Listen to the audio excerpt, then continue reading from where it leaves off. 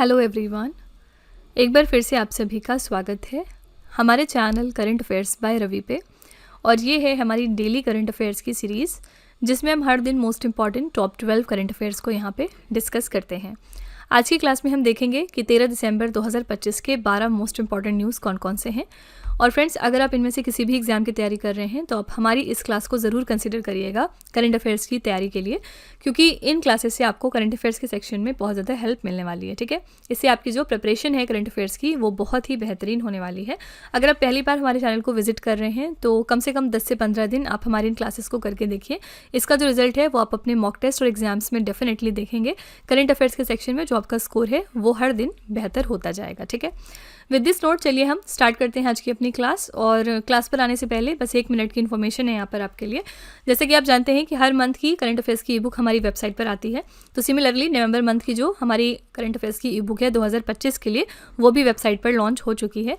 साथ ही अगर आपको पिछले 10 महीने के करंट अफेयर्स का ई बुक चाहिए जिसमें कि जनवरी से अक्टूबर 2025 तक के सारे इंपॉर्टेंट करंट अफेयर्स हों, तो ये वाली ब्रह्मास्त्र PDF भी आपको मिल जाएगी हमारी वेबसाइट www.ravibooks.pdf.com पर। ये एक छोटा सा सैम्पल है हमारी करंट अफेयर्स की ई बुक का। आप यहाँ पर देख सकते हैं कि हर क्वेश्चन को हम किस तरह से वेल एक्सप्लेन करते हैं। यहाँ पर हम highlights, important point, static GK और पिक्चर्स का यूज़ करते हैं ताकि आपको प्रॉपर अंडरस्टैंडिंग हो सके हर क्वेश्चन में और आप इन न्यूज़ या करंट अफेयर्स को लॉन्ग टर्म तक याद रख सकें जब तक कि आपका एग्जाम क्रैक ना हो जाए। ठीक है, तो अगर आप इंटरेस्टेड हैं, अगर आप हमारी न्यू बुक्स को परचेज करना चाहते हैं तो ये वेबसाइट है, आप यहाँ पर जाकर इनको ज़रूर चेकआउट कर लीजिएगा। चलिए अब क्लास पर आते हैं। और क्लास हम किस तरह से शुरू करते हैं, सबसे पहले हम क्विक रिवीजन करते हैं। यानी कि हमने एक दिन पहले जो टॉप 12 करंट अफेयर्स डिस्कस किए होते हैं उनको यहाँ पर हम एक बार समरी के फॉर्म में दोबारा से देखते हैं। ठीक है, कल का हमने पहला क्वेश्चन किया था, दिसंबर 2025 में चेक गणराज्य के नए प्रधानमंत्री के रूप में किसने शपथ ले ली है। चेक रिपब्लिक के लिए नए प्रधानमंत्री बन गए हैं आंद्रेस बाबिस। दूसरा क्वेश्चन था, दिसंबर 2025 में किस भारतीय त्यौहार को यूनेस्को की मानवता की अमूर्त सांस्कृतिक विरासत की प्रतिनिधि सूची में शामिल कर लिया गया। तो यह है हमारा त्यौहार दीपावली। भारत ने दुनिया का सबसे ऊंचा युद्ध स्मारक कहाँ पर स्थापित किया है जिसकी ऊंचाई है लगभग 14,500 फीट। तो ये स्टैब्लिश हो गया है लद्दाख के गलवान घाटी में। अगला है, ए जा विल्सन को टाइम पत्रिका द्वारा 2025 की सर्वश्रेष्ठ एथलीट का पुरस्कार दिया गया और वो किस खेल से संबंधित हैं, ये बास्केटबॉल खेलती हैं। अगला है, किस कॉरपोरेशन ने भारत में आर्टिफिशियल इंटेलिजेंस क्षमताओं को विकसित करने के लिए 17.5 अरब डॉलर का निवेश करने की घोषणा कर दी है। तो माइक्रोसॉफ्ट ने। Global humanitarian award for animal welfare 2025 जीतने वाले सबसे कम उम्र के और पहले एशियाई व्यक्ति कौन बन गए, ये हैं अंबानी फैमिली से अनंत अंबानी। नेक्स्ट, अंतर्राष्ट्रीय पर्वत दिवस 2025 हमने कब मनाया, 11 दिसंबर को। इस साल के लिए हमने थीम क्या रखी है, ग्लेशियर, पहाड़ों और उसके बाहर पानी, भोजन और आजीविका के लिए महत्वपूर्ण है। ठीक है, नेक्स्ट है, दिसंबर 2025 में संयुक्त राष्ट्र पर्यावरण सभा की 7वीं बैठक कहाँ पर आयोजित हुई है। तो ये हुई थी केन्या के नायरोबी में। विषय क्या रखा गया था इस इवेंट के लिए, एक लचीले ग्रह के लिए सतत समाधानों को आगे बढ़ाना। ठीक है, अगला है, दिसंबर 2025 में केंद्रीय गृह मंत्री अमित शाह ने बनास डेयरी द्वारा निर्मित नए बायो CNG और उर्वरक संयंत्र का उद्घाटन कहाँ पर कर दिया है। तो ये जो उद्घाटन है ये हो गया है गुजरात के वावथराद में। अगला है, भारत की पहली 24/7 ऑनलाइन अदालत जिसे 24/7 ऑन कोर्ट नाम दिया गया, किस स्थान पर इसकी शुरुआत हो गई है, केरल के कोल्लम में। दिसंबर 2025 में 33वें दक्षिण पूर्व एशियाई खेलों का आयोजन किस देश में हुआ है, तो थाईलैंड में। और आखिरी प्रश्न है, केंद्रीय गृह मंत्री अमित शाह द्वारा लॉन्च की गई चुनौतियां मुझे पसंद है नामक किताब का गुजराती जो संस्करण है ये किसके जीवन पर आधारित है, तो ये आधारित है उत्तर प्रदेश की राज्यपाल आनंदीबेन पटेल के जीवन के ऊपर। ठीक है, तो ये हमारे टॉप 12 करंट अफेयर्स थे कल के, और हमने कल इन सारे क्वेश्चंस को बहुत ही डिटेल में डिस्कस किया था। अगर आप फर्दर इन क्वेश्चन को अच्छे तरीके से समझना चाहते हैं तो आप हमारा कल का लेक्चर ज़रूर रेफर कर लीजिएगा। ठीक है, हम आज की क्लास पे वापस आते हैं और देखते हैं कि पहला क्वेश्चन आज का क्या है। पहला क्वेश्चन है, जूनियर पुरुष हॉकी वर्ल्ड कप 2025 का खिताब किसने जीत लिया है।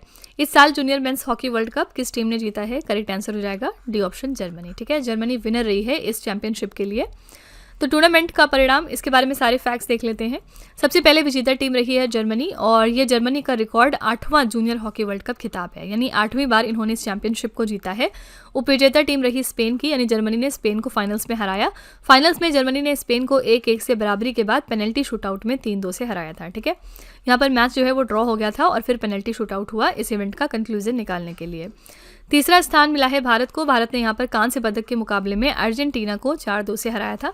ये इवेंट कहाँ पर हुआ है, ये टूर्नामेंट भारत के तमिलनाडु राज्य चेन्नई और मदुरई में आयोजित किया गया था। ठीक है, तो होस्ट याद रखिएगा, होस्ट है भारत। भारत के स्थान क्या है, भारत यहाँ पर 3rd स्थान पर है। सेकंड जो पोजीशन है वो किसको मिला, स्पेन देश को, और फर्स्ट पर है यहाँ पर जर्मनी। ठीक है, सारे फैक्ट्स आपको याद रखने हैं। करेक्ट आंसर है यहाँ पर डी ऑप्शन, जर्मनी। अच्छा, यहाँ पर इंडिया तो थर्ड पोजीशन पर है इस चैंपियनशिप में, लेकिन इंडिया ने इस साल भी बहुत सारे अलग अलग चैंपियनशिप्स जीते हैं या अलग अलग कप्स जीते हैं। इसमें से एक बहुत ही फेमस था आईसीसी चैंपियंस ट्रॉफी, जो बहुत ही धमाकेदार मैच हुआ था, और इसमें जो है इंडिया विनर थी। इंडिया ने किस देश को हराया था इसमें, न्यूजीलैंड को। ठीक है, और ये इवेंट कहाँ पर हुआ था, दुबई में। कम से कम हर मैच में आपको होस्ट और विजेता का नाम और उप विजेता का नाम जरूर याद रखना चाहिए। ठीक है, तो ये नंबर 1 हो गया जो इंडिया ने जीता था। नंबर 2 पे आपका आता है ICC women's cricket world cup. इस साल जो है ये भी इंडिया ने ही जीता था, और इसी के साथ हमने एक रिकॉर्ड बनाया था। तो फर्स्ट टाइम ऐसा हुआ है कि जब इंडिया ने इस चैंपियनशिप को जीता। ठीक है, थर्ड पर यहाँ पर आता है वर्ल्ड पैरा एथलेटिक्स चैंपियनशिप, और इस तरह से और भी बहुत सारी ट्रॉफीज़ हैं जिनको इंडिया ने बैक टू बैक जीता है यहाँ पर। ठीक है, तो ये कुछ इंपॉर्टेंट ट्रॉफीज़ हैं जिनको इस साल इंडिया ने जीता है। यहाँ पे चलिए हम कुछ खेल पुरस्कार 2025 के रिवाइज कर लेते हैं एक बार। पहला है पुरुष हॉकी एशिया कप 2025 का खिताब किस देश ने जीता। तो अगेन यहाँ पर देखिए भारत ने जीता है, और जो भी चैंपियनशिप कभी भी भारत जीतेगा तो वहाँ से क्वेश्चन आने के एग्जाम में बहुत ज़्यादा चांसेस हो जाते हैं। अगला है ड्यूरेंट कप 2025 का खिताब किसने जीत लिया है। तो नॉर्थ ईस्ट यूनाइटेड FC ने। SAFF अंडर 17 महिला चैंपियनशिप 2025 का खिताब जीत लिया है भारत ने। किस खिलाड़ी ने लगातार दूसरी बार फिडे महिला ग्रैंड स्विस शतरंज टूर्नामेंट जीता है। तो ये है वैशाली रमेश बाबू। किस टीम ने भारत को फाइनल्स में हराकर महिला हॉकी एशिया कप 2025 का खिताब जीता है। तो चीन ने। महिला ब्लाइंड फुटबॉल विश्व कप 2025 किसने जीता है। अर्जेंटीना की टीम ने। लेवर कप 2025 जीत लिया है टीम वर्ल्ड ने। अंडर 20 फीफा विश्व कप 2025 जीता है मोरक्को ने। राष्ट्रीय फुटबॉल चैंपियनशिप राजमाता जीजाबाई ट्रॉफी 2025 जीत ली है मणिपुर ने, मणिपुर की टीम ने। अगला है आईसीसी महिला ओडीआई विश्व कप 2025 का खिताब किस देश ने जीता है। तो भारत ने अगेन। प्रो कबड्डी लीग के 12वें संस्करण का खिताब किसने जीता। तो दबंग दिल्ली ने। और फिर यूईएफए फुटबॉल सुपर कप 2025 का खिताब किस टीम ने जीता। पेरिस सेंट जर्मन ने। कोपा अमेरिका फेमिनिना 2025 का खिताब जीत लिया था ब्राजील ने। ठीक है, तो ये आपके 2025 के मोस्ट इंपॉर्टेंट खेल पुरस्कार हैं। यहाँ से डेफिनेटली एग्जाम में क्वेश्चन आ सकता है, आपको इनका स्क्रीनशॉट ले लेना है या फिर याद कर लेना है। ठीक है, क्वेश्चन नंबर 2 पे चलते हैं। जलवायु नेतृत्व के लिए चैंपियंस ऑफ द अर्थ पुरस्कार 2025 से किस भारतीय को सम्मानित किया गया है। तो कौन सी एक इंडियन है जिनको कि अवार्ड दिया गया है चैंपियंस ऑफ द अर्थ का, किस लिए, क्लाइमेट लीडरशिप के लिए। करेक्ट आंसर यहाँ पर हो जाएगा बी ऑप्शन, सुप्रिया साहू। ठीक है, ये इसके लिए विनर रही हैं। तो चैंपियंस ऑफ द अर्थ पुरस्कार संयुक्त राष्ट्र का सर्वोच्च पर्यावरणीय सम्मान है। इसी वर्ष young champions of the earth award 2025 से भारत की युवा उद्यमी जिनाली मोदी को भी सम्मानित किया गया है, जिन्होंने केले के रेशे से टिकाऊ बनोफी लेदर विकसित किया है। ठीक है, तो आपको याद रखना है कि young champions of the earth award दिया गया है जिनाली मोदी को, और यहाँ पर champions of the earth award मिला है सुप्रिया साहू को। ठीक है, तो यहाँ पर ये पूरी लिस्ट है आपकी अलग अलग कैटेगरीज में। आइए देखते हैं। सुप्रिया साहू जो है ये कौन है, तमिलनाडु की अतिरिक्त मुख्य सचिव हैं, इनको ये अवार्ड दिया गया। Pacific island students fighting climate change winner है। मारियम इस्सोफो ये फ्रांस से हैं, ये भी विनर है। इमाजोन ब्राज़ील से, और मैनिफ्रेडी कैल्टा गिरॉन मरणोपरांत इनको मिला है। तो ज़्यादातर वही इंपॉर्टेंट होता है जो इंडिया से है, और सुप्रिया साहू यहाँ पर इंडिया से हैं, इसलिए ये जो है इंपॉर्टेंट है। इनको मिला है चैंपियंस ऑफ द अर्थ पुरस्कार, और young champion of the earth award मिला है जिनाली मोदी को। ओके, दोनों ही फैक्ट आपको ध्यान में रखना है। करेक्ट आंसर यहाँ पर हो जाएगा बी ऑप्शन। इसी के साथ मैंने आपको बताया है कि जो नोबल प्राइज़ होता है उसमें आपको पीस प्राइज़ वाली कैटेगरी ज़रूर ध्यान में रखनी है, क्योंकि एग्जाम में बहुत ज़्यादा पूछा जाता है। नोबल पीस प्राइज़ 2025 की बात करेंगे तो ये इस साल किसको दिया गया है। करेक्ट आंसर हो जाएगा मारिया कोरिना मचाडो को। ठीक है, और यहाँ पर आपको ये भी ध्यान रखना है कि ये कौन से देश को बिलोंग करती हैं। ये वेनेजुएला देश को बिलोंग करती हैं। ओके, क्वेश्चन नंबर 3 पे चलते हैं। दिसंबर 2025 में गूगल ने AI इंफ्रास्ट्रक्चर के नए चीफ टेक्नोलॉजिस्ट के रूप में किसे नियुक्त कर दिया है। तो गूगल ने किसको अपॉइंट किया है as its new chief technologist AI infrastructure के लिए। करेक्ट आंसर यहाँ पर हो जाएगा डी ऑप्शन, अमीन वहदात। ठीक है, तो गूगल ने वरिष्ठ कार्यकारी अमीन वहदात को AI इंफ्रास्ट्रक्चर के नए चीफ टेक्नोलॉजिस्ट के रूप में नियुक्त कर लिया है। गूगल की बात करेंगे तो इसकी स्थापना हुई थी 4 सितंबर 1998 को। संस्थापक इसके हैं सेग्री ब्रिन और लैरी पेस।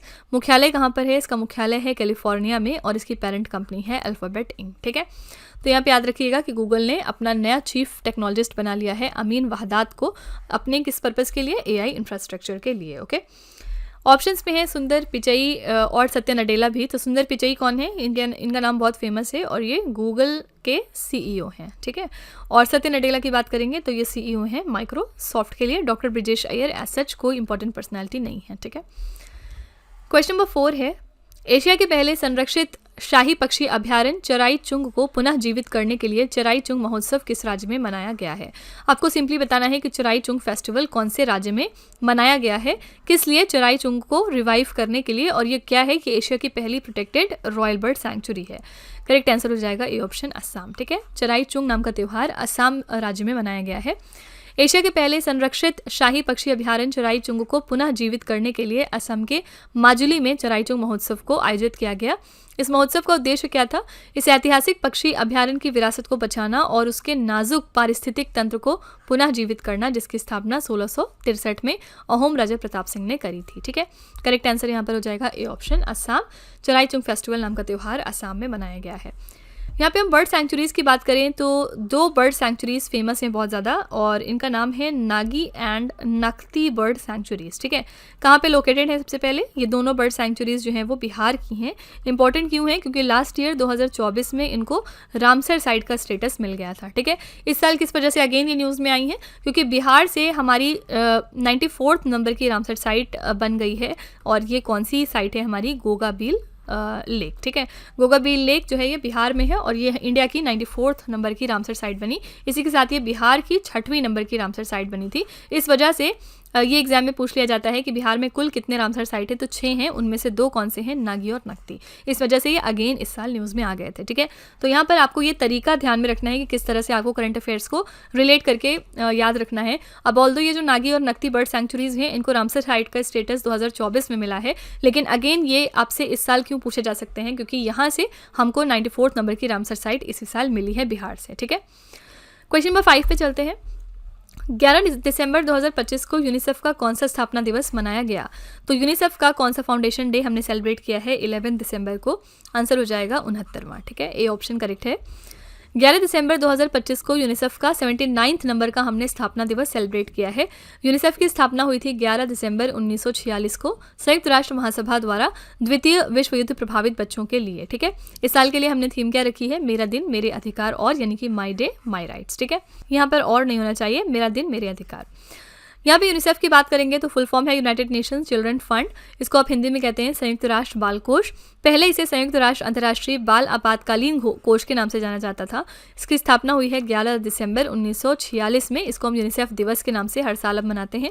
मुख्यालय कहाँ पर है? यूएसए के न्यूयॉर्क में, और इसके प्रमुख फिलहाल कौन है? इसके प्रमुख है कैथरीन रसेल। ठीक है, करेक्ट आंसर हो जाएगा ए ऑप्शन 79th नंबर का फाउंडेशन डे यूनिसेफ ने इस साल सेलिब्रेट किया है। इसी के साथ दिसंबर में अगर हम बात करेंगे कुछ इंपॉर्टेंट डेज़ की, तो 1 दिसंबर को हम मनाते हैं एड्स डे। ये एग्जाम में अक्सर पूछा जाता है। इसके अलावा 4 दिसंबर को हम मनाते हैं नेवी डे। ये भी एग्जाम में पूछा जाता है। ठीक है, ये 2 डेज़ आपको ध्यान में रखना है। क्वेश्चन नंबर 6 पे चलते हैं। दिसंबर 2025 में 16 साल से कम उम्र के बच्चों के लिए सोशल मीडिया पर बैन लगाने वाला दुनिया का पहला देश कौन सा बन गया है? कौन सा पहला देश है पूरी दुनिया का जिसने कि बैन लगा दिया है सोशल मीडिया पर बच्चों के लिए जो कि under the age of 16 years हैं? करेक्ट आंसर हो जाएगा सी ऑप्शन ऑस्ट्रेलिया। पहली बार ऐसा कोई कदम लिया है ऑस्ट्रेलिया ने। ये प्रतिबंध ऑनलाइन सेफ्टी अमेंडमेंट यानी social media minimum age bill 2024 के तहत लागू किया गया है, और ये जो प्रतिबंध है ये 10 दिसंबर 2025 से पूरी तरह से लागू कर दिया गया है। उद्देश्य क्या है? बच्चों को ऑनलाइन नुकसान, हानिकारक एल्गोरिदम, साइबर धमकी, लत और उनके मानसिक स्वास्थ्य पर सोशल मीडिया के नकारात्मक प्रभावों से बचाना।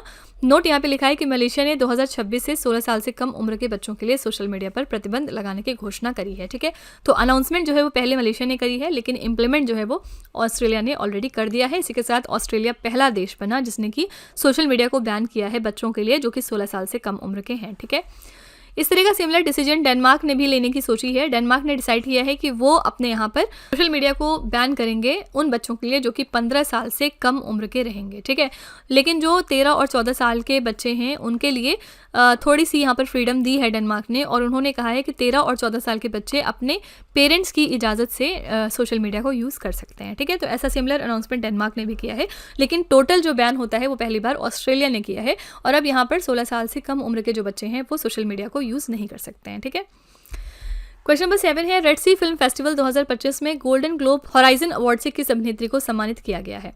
तो गोल्डन ग्लोब हॉराइजन अवार्ड किसको दिया गया? रेड सी फिल्म फेस्टिवल 2025 में आपको ये बताना है। करेक्ट आंसर हो जाएगा सी ऑप्शन आलिया भट्ट को। ठीक है, तो ये सम्मान जो है वो जद्दा सऊदी अरब में आयोजित 5वें रेड सी इंटरनेशनल फिल्म फेस्टिवल के दौरान आलिया भट्ट को दिया गया है।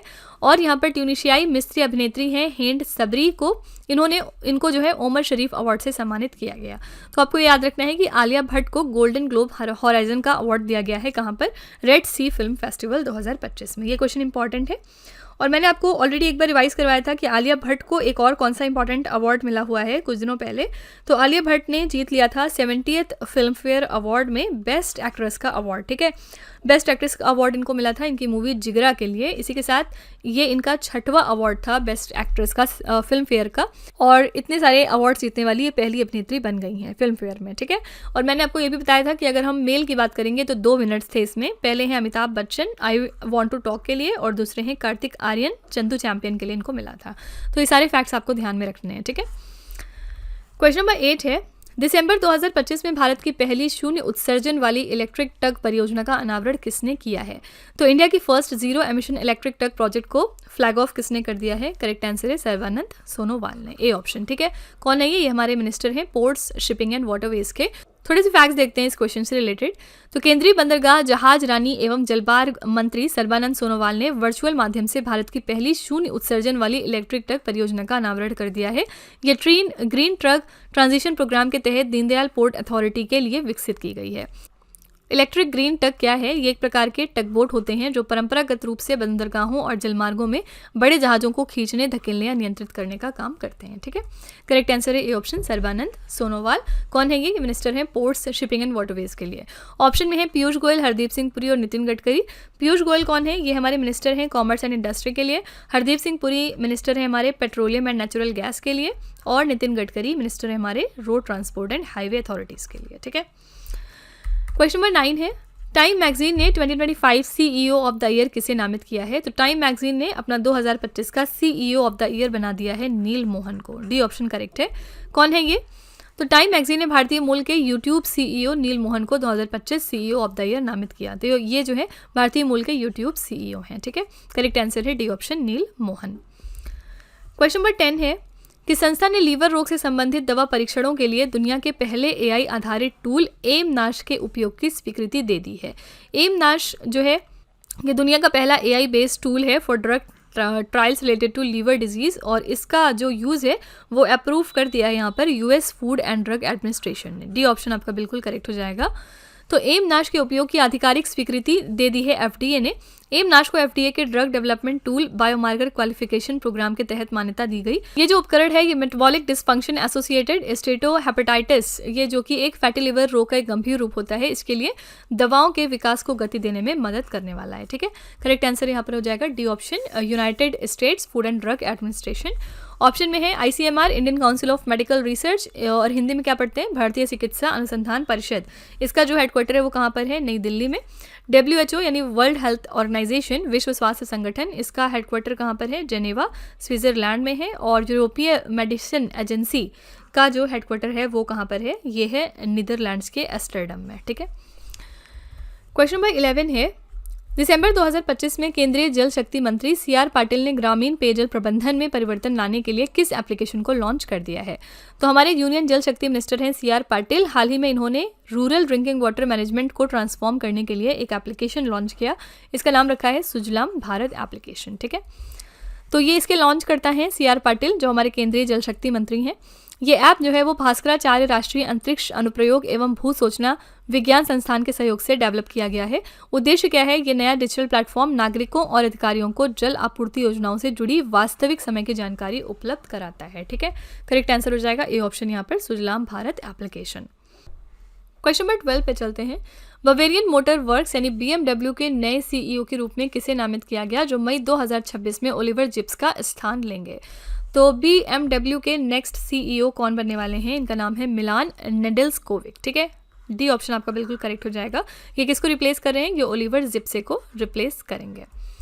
तो BMW ने मिलान नेडेल्स्कोविक को अपना नया सीईओ बना लिया है, जिनका कार्यकाल 14 मई 2026 से प्रभावी होने वाला है। BMW एक जर्मन कंपनी है जिसका पूरा नाम ये है यानी कि बवेरियन मोटर वर्क्स, और ये लग्जरी कारें, मोटरसाइकिल और इंजन बनाते हैं। इसकी स्थापना हुई थी 7 मार्च 1916 को। इसका मुख्यालय कहाँ पर है? जर्मनी के म्यूनिक शहर में। ठीक है, तो BMW ने अपना नया CEO बनाया है मिलन नेडेल्स्कोविक को, और ये किसको रिप्लेस करेंगे ये भी याद रखिएगा, ये ओलिवर जिप्से को रिप्लेस करने वाले हैं। ठीक है, तो फ्रेंड्स ये हमारे most important top 12 current affairs थे आज के। आई रियली होप कि आपको हमारी क्लास पसंद आई होगी। हमेशा की तरह हम लास्ट में आपके लिए एक छोटा सा टेस्ट रखते हैं 3 क्वेश्चंस का, ताकि आप खुद को एनालाइज कर सकें, और ये तीनों क्वेश्चंस जो हैं वो इसी वीडियो में से होते हैं। अगर आपने अच्छे तरीके से पूरे लेक्चर को कवर किया है तो आप इनका आंसर दे सकते हैं। आइए देखते हैं कि आज के 3 क्वेश्चंस आपके कौन से हैं। पहला क्वेश्चन है, जूनियर पुरुष हॉकी वर्ल्ड कप 2025 का खिताब किसने जीत लिया है? दूसरा प्रश्न है, जलवायु नेतृत्व के लिए चैंपियंस ऑफ द अर्थ पुरस्कार 2025 से किस भारतीय को सम्मानित किया गया है? और तीसरा प्रश्न है, दिसंबर 2025 में गूगल ने AI इंफ्रास्ट्रक्चर के नए चीफ टेक्नोलॉजिस्ट के रूप में किसे नियुक्त किया है? ठीक है, तो ये 3 क्वेश्चंस आपके लिए हैं एज अ होमवर्क, और इनका जो जवाब है वो आपको कमेंट में जाके लिखना है। इसी के साथ फ्रेंड्स हमारी क्लास यहाँ पर एंड होती है। आई रियली होप कि आपको हमारी क्लास अच्छी लगी होगी। आप अपना फीडबैक कमेंट में ज़रूर लिख दीजिएगा, ताकि हमारे जो दूसरे व्यूवर्स हैं उन्हें हेल्प मिल सके हमें एनालाइज करने में। इसी तरह के बेस्ट क्वालिटी कंटेंट और अच्छी प्रिपरेशन के लिए हमारे चैनल के साथ जुड़े रहिए। मिलते हैं अगली क्लास में एक और इम्पॉर्टेंट टॉपिक के साथ। Till then stay tuned. Thank you so much for watching. Also don't forget to like, share and subscribe our channel.